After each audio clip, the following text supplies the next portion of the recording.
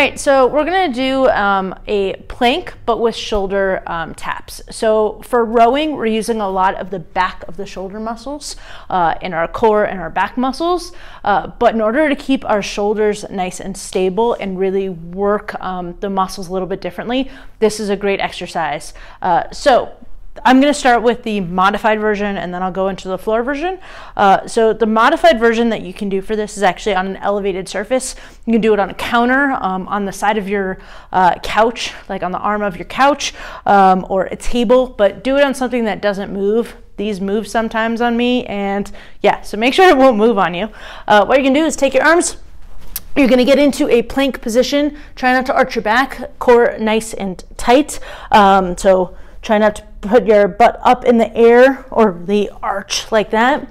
So you can, the nice part about this is I can modify and make it harder, or I can step closer and make it easier. Try and have your shoulders underneath you. As you do the step back, your arms might go really far in front of you, so just keep that in mind. Make it more about staying underneath you, but your feet farther. Then what you're gonna do is, another way to make this easier is to take your feet and put them farther apart, but shoulder width is a good place to start. Your goal is to try not to let your back rotate a lot as you do this. So I'm gonna keep myself nice and stable, core tight. I'm gonna take my hand, I'm gonna reach up and grab and touch my other shoulder, and I'm gonna go back and forth. So I'm trying not to sway, I'm trying not to rotate, and I'm just gonna go back and forth.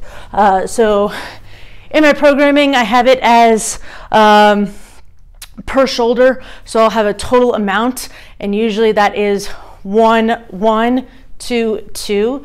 So if you see that, that's what that is. If you wanna make this harder, you do it on the floor.